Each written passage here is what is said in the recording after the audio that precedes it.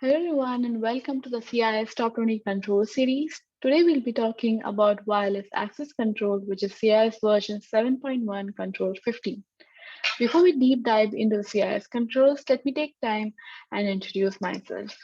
My name is Rachna Kamat. I have completed my master's in cybersecurity from Northeastern University, currently working as a cybersecurity engineer at Wayfair for close to 2 years. Proud member of Women in Cybersecurity community and had the chance and privilege to attend the VCIS 2021 conference in person in Colorado.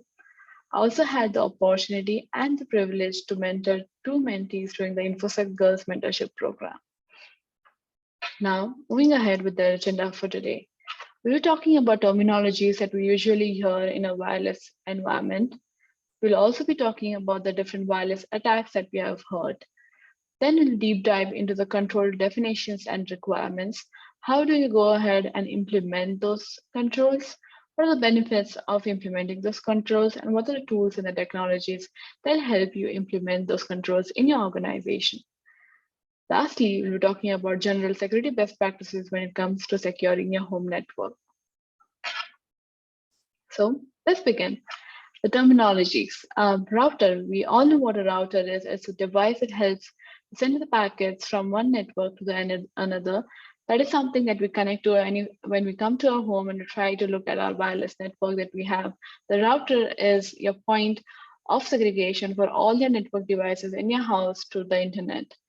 When you go ahead and think about a bigger organization, one router doesn't do the job. You need more than one router to help you with all those network connections. So there are different access points and different locations in a particular organization that help you either as a repeater or just a hop before it reaches the internet. Then clients. Clients can be your mobile, any of the wireless devices like your cell phones, your laptops, your printers that are actually added in your wireless environment, and that goes to the router so that they can get access to the internet or the further organization environment. Lastly, SSID, or the service set identifier, is the name of your wireless network. So when you search for your wireless connections in and around you, the names that you see, those are known as the SSIDs. So if you're clear with the terminologies, now let's move ahead. What are the different wireless attacks that you have heard about? I'm sure you have heard a lot of those that are mentioned in this slide as well. The WEP, WPA cracking is the cracking of the weakest encryption algorithms that we have in there. Denial of service, as the name says, it denies you access to a particular access point or your router by when an attacker sends overwhelming requests to the router to pull it down from its access, and none of the authorized users or devices can get access to it. Misconfiguration can be as simple as using very, I would say, it's weak logins like admin, or making sure that your wireless environment is broadcasting your SSID. These can be a small but tricky misconfigurations which can cost a lot.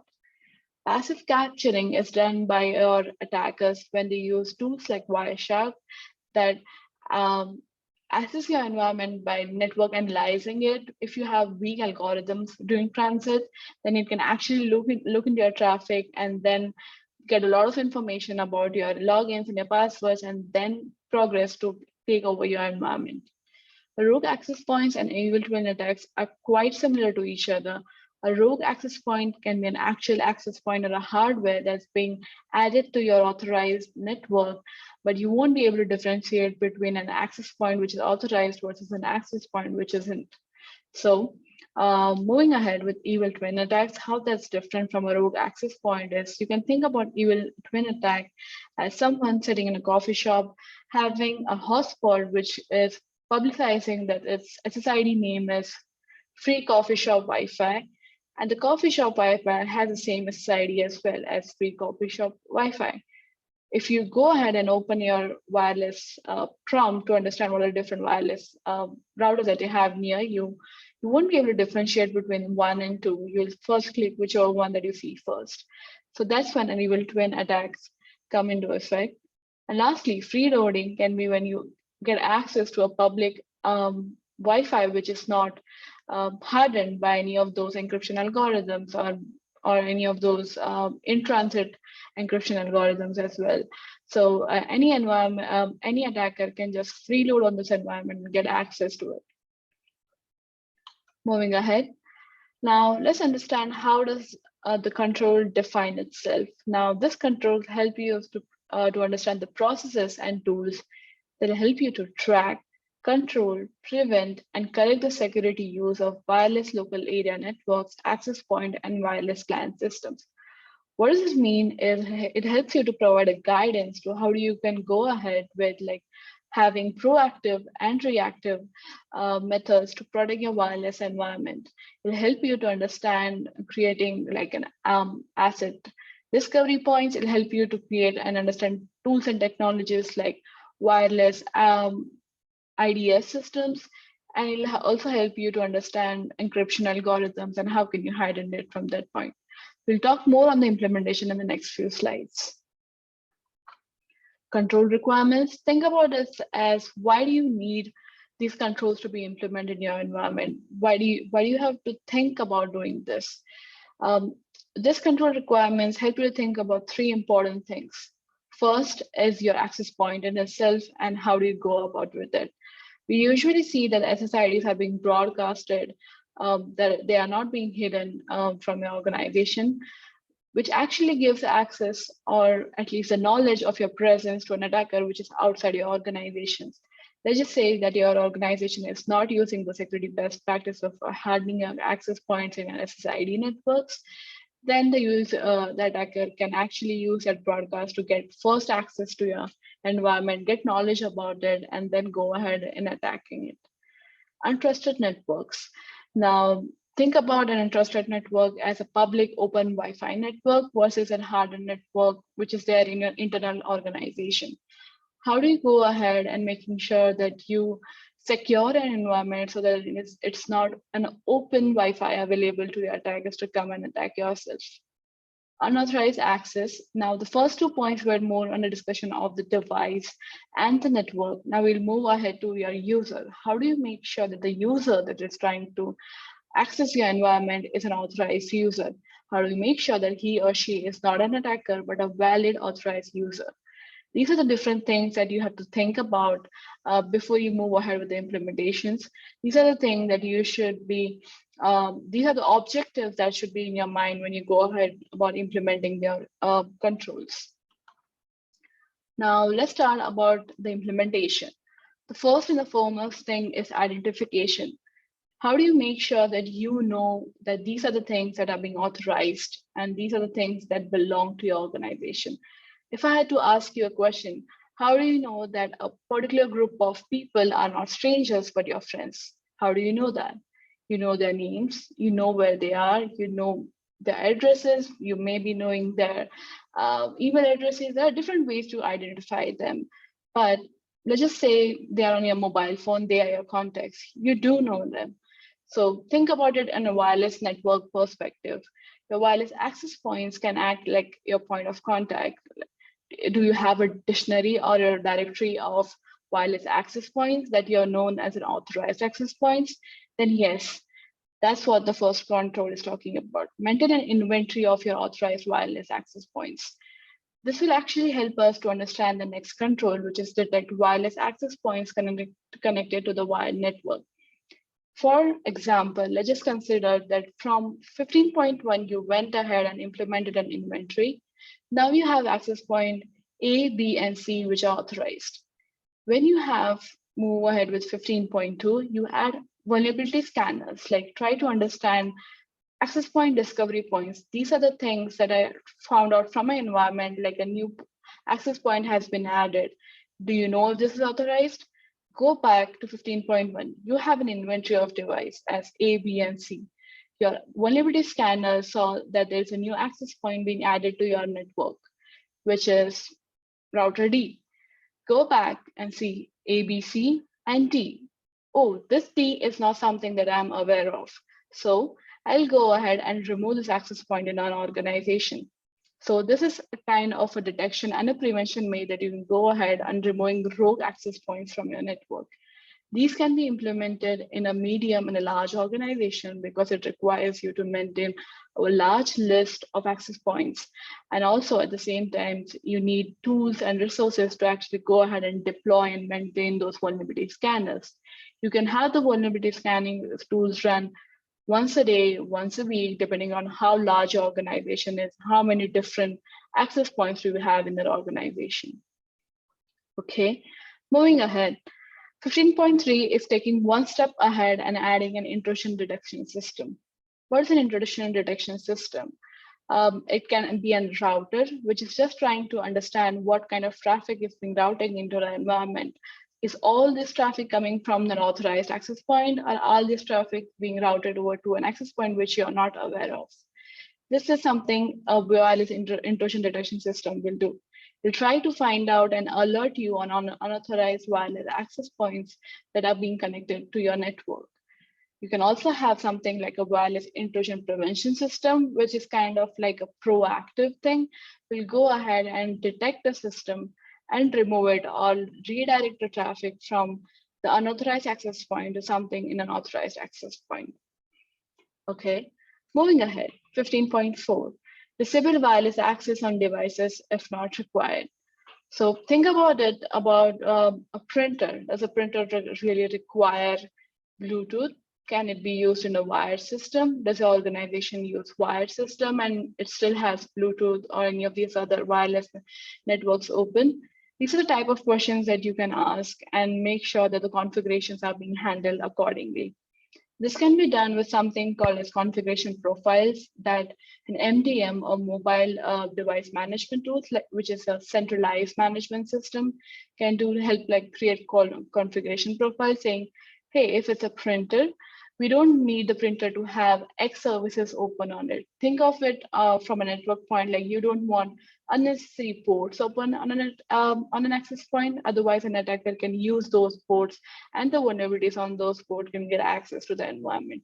In a similar way fashion, you can have configuration profiles that are created on an MDM profile, which says that a profile which is a printer does not require to have a Bluetooth wireless access on it.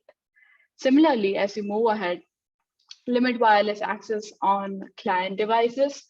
What this configuration profile does is, let's just say you have a scanner in your environment. You need the scanner to only connect to a particular SSID, which does not have access to any of your internal networks or any of your operational networks. So you'll have the configuration profile on that particular client device set such that when it boots and when it gets access to the environment, it'll only get access to a particular SSID, which is not connected to any of your sensitive information or insensitive networks in your environment. So that's what 15.5 does. 15.4 and 15.5 and a few more others requires a system called MDM to be actually used to manage and maintain those configuration profiles. And that's why the CIS control mentions that it can be used for a larger organization only. Moving ahead, disable peer-to-peer wireless network capabilities on wireless clients. This is basically to avoid any of those unnecessary network connections that are being happening from a device group X to a device group Y. Let's just say you have an NFC reader or an NFC system open on one of the scanner devices, which is not connected to your internal network versus a kiosk system or something which is kind of connected to your internal network. You do not want those peer-to-peer connection happening between those devices because there can be a hop happening from your unauthorized scanner to an internal network which isn't network allowed on a network basis. So you would like to disable those connections so that you can have only the particular wireless network SSID X to connect to your scanner versus SSID Y, which can connect to your kiosk, which can then connect to your internal networks. Moving ahead, we have talked a lot about managing a particular network and managing an SSID in general. We haven't talked much about how do you secure the data which is being flown between your traffic. So CIS recommends that you use AES for encryption. AES, as we all know, is one of the strongest encryption algorithms that we have there. We'll recommend to use AES 256 and AES 512, which is an industry recommended standard. This is quite fundamental, and anyone, a small organization, a medium or a large, can actually go ahead and implement this. Moving ahead, use wireless authentication protocol that requires mutual multi-factor authentication. I'll give you an example of a system that I've worked off. During one of my academic projects, I was able to use Wireshark to actually go ahead and sniff the traffic environment. The wireless area network that I was working with was using PEAP traffic security, which didn't have any multi-factor authentication, and it didn't have authentication as well from a mutual authentication point of view. So I was able to actually sniff that traffic, get the traffic through, understand who is actually there in the environment, the users in the environment, using the MAC addresses and using the user ID that came through. And I was able to sniff traffic from different environments in the particular organization. At the end, I was able to understand a particular user's movements because I could get that particular user's combination of MAC address and the user ID in different networks at different times. So it was kind of like I was able to understand where the user was at a different point in a particular day. All this because the the authentication protocol that the organization was using was a weak protocol, which was a PEAP network, which didn't use any encryption between those traffic. So it helped me to understand that it's very important for an organization to use a extensible authentication protocol, a TLS system, so that you can have the user authenticate to your system, make sure that the user is an authorized user. At the same time, you make sure that you're accessing a particular access point which is authorized and not a rogue one. So this requires you to have a combination of both the identity and the device authorization and just understanding who is connecting and to what. Moving ahead, disable the wireless peripheral access to devices. So this is very common to what we discussed in a few points before. Bluetooth NFCs are very easily attackable surfaces for a particular device. For a particular organization, it's very important to understand which device profile or device group requires what kind of wireless access. If they do not need a particular wireless access, go ahead and disable that wireless system. This can be done using your MDM profiles as well. But at the same time, if you have a medium organization, during your deployment, you can do this manually of having those Bluetooth and NFCs being deployed, being disabled in your system, and then go ahead and deploying your devices. Lastly, create a separate wireless network for personal and trusted devices. This is fairly easy to understand because you do not want your personal devices, which does not have any security agents or anything on it, accessing something which is there in your trusted networks. You do not want a personal device or an organizational device being added to your untrusted network because the untrusted network may have a weak protocol, like a weak authentication protocol or a weak transition protocol, which will actually allow you to send traffic through, which is very important for your organization. So it's very important to have two SSIDs or two or more SSIDs, which has a separation between trusted environment and untrusted personal environment, so that you can have your personal devices and everything that do not have those MDM capabilities on it, on that particular SSID, so that they can be segregated from your trusted environment, which is having access to your data centers, which is having access to your different cloud environments, and so on. And this is known as kind of network segmentations, which should be followed everywhere, irrespective of what environment is it, wireless, wired, or your cloud environment. So that is what the implementation looked like. Now, we have talked a lot about what are different implementing controls that you're going through.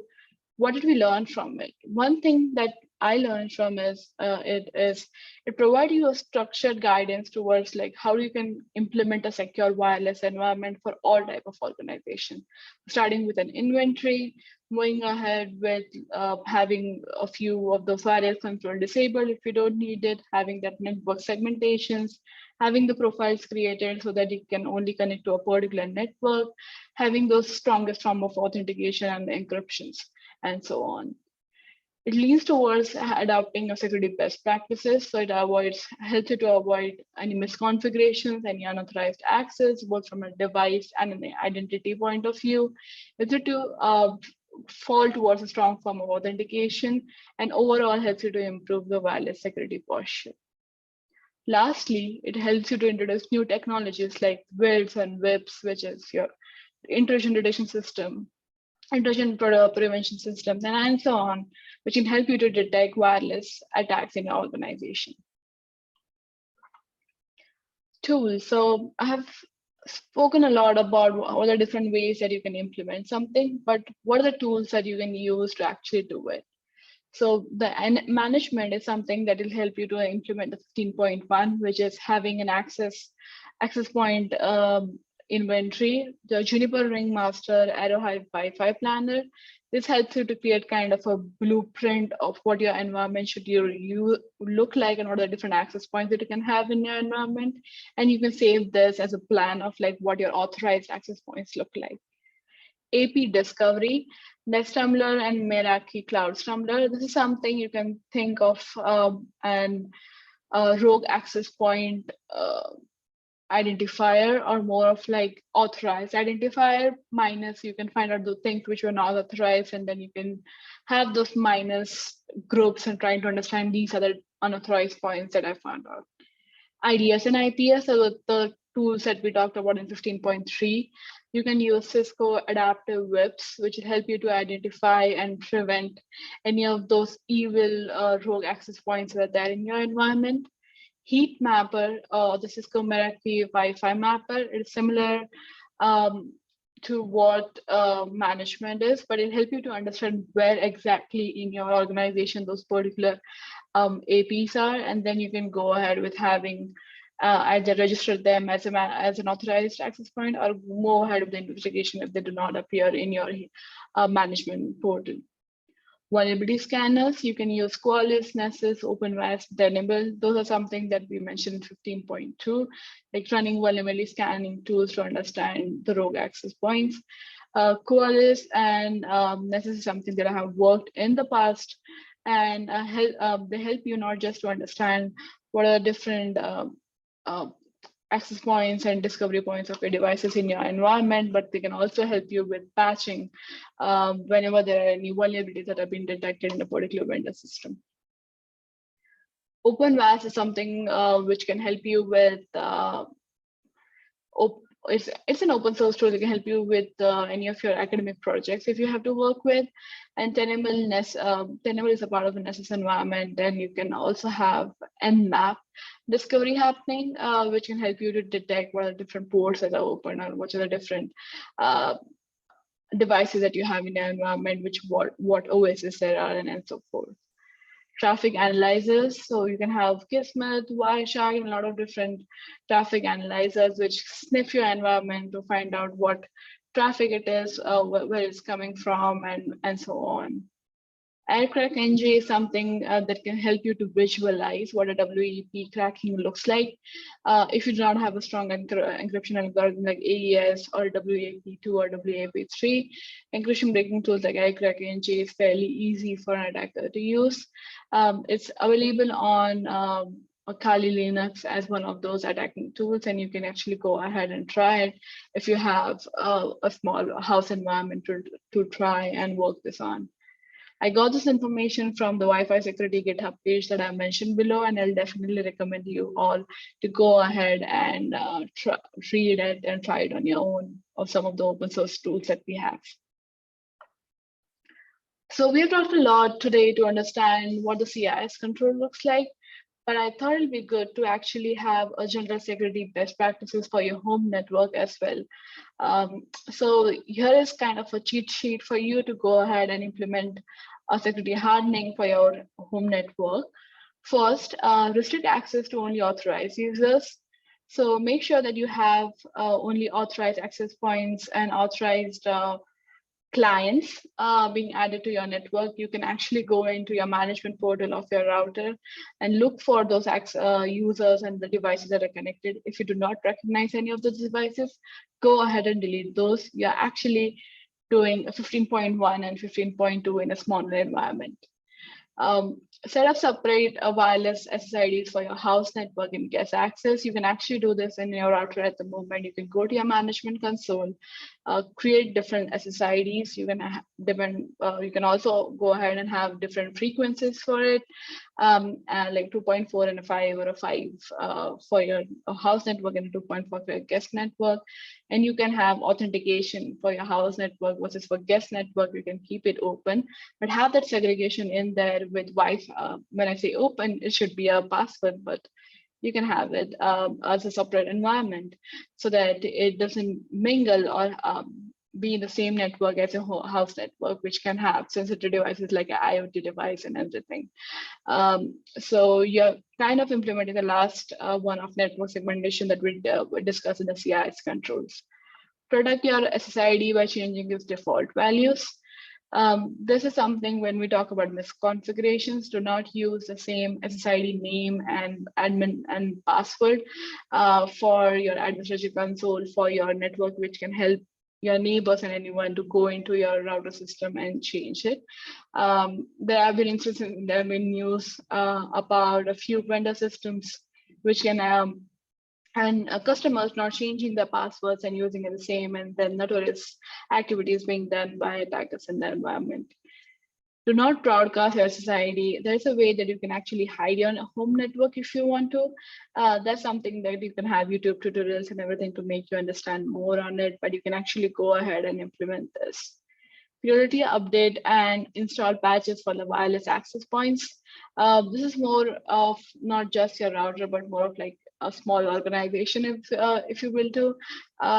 You can actually go ahead and look into their vendor systems and try to understand what the latest drivers or any of those patches that they have, so that you can keep your router system up to date without any open vulnerabilities in the environment.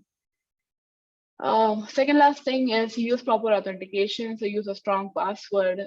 If you're using a strong password, make sure it's more than 12 plus characters. You can also have the QR codes nowadays being generated for your system. So if your guest password needs to be strong, you can just create a QR code and paste it somewhere in your house. So your guests can just come in, scan the QR code, and they'll be in, but it'll be saved in the backend. And lastly, to keep you up to date, we have WPA2 and WPA3, which are the safest encryption algorithms that needs to be used for your wireless network. So make sure that you use that. So that's kind of the cheat sheet that I created for you, which will help you to also understand how do you implement those CIS controls in a small environment.